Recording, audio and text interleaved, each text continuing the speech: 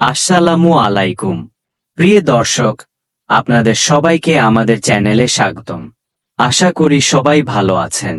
আজকের ভিডিওতে আমরা আপনাদের নিয়ে এসেছি একটি সুন্দর, প্রাণবন্ত এবং ঐতিহ্যবাহী গ্রামের হাটে।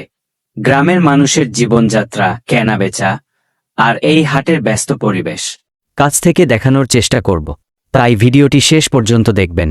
আমরা এখন হাটের মূল প্রবেশপথে দাঁড়িয়ে আছি। চারদিকে মানুষের ভিড়, দোকানীদের ডাকাডাকি আর ক্রেতাদের কেনাকাটার ব্যস্ততা, সব মিলিয়ে এক অন্যরকম পরিবেশ। গ্রামের মানুষ সপ্তাহ জুড়ে এই হাটের অপেক্ষা। বিভিন্ন রঙের পাখি, ছোট বড় নানা জাতের পাখির কিচিরমিচিরে পুরো হাট যেন আরও প্রাণবন্ত হয়ে উঠেছে। এখন আপনারা দেখতে পাচ্ছেন, এখানে বিভিন্ন জাতের কবুতর বিক্রি হচ্ছে। সাদা, কালো, লক্কা, সিরাজি, নানান ধরনের কবুতর দেখতে অনেক মানুষ ভিড় করছেন। কবুতরের পাশেই রয়েছে বিভিন্ন রঙের পাখি।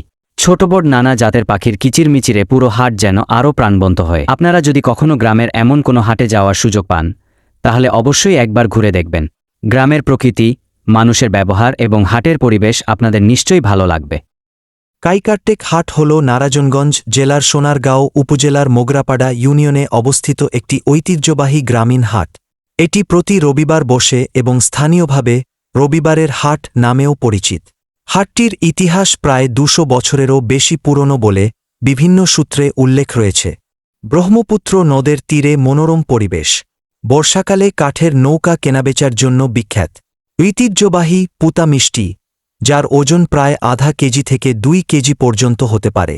কৃষিপণ্য, পশুপাখি, মাছ ধরার জাল, বাঁশ-বেতের সামগ্রী, মাটির তৈজসপত্রসহ নানা ধরনের গ্রামীণ পণ্য পাওয়া যায়।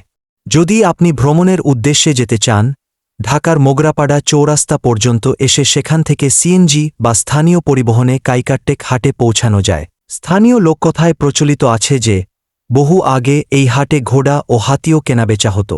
এছাড়া ভ্রমণকারী ইবনে বতুতার ভ্রমণ বৃত্তান্তে সোনারগাঁ অঞ্চলের নদীতীরবর্তী একটি হাটের বর্ণনার সঙ্গে কাইকারটেক হাটের মিল খুঁজে পান অনেক গবেষক।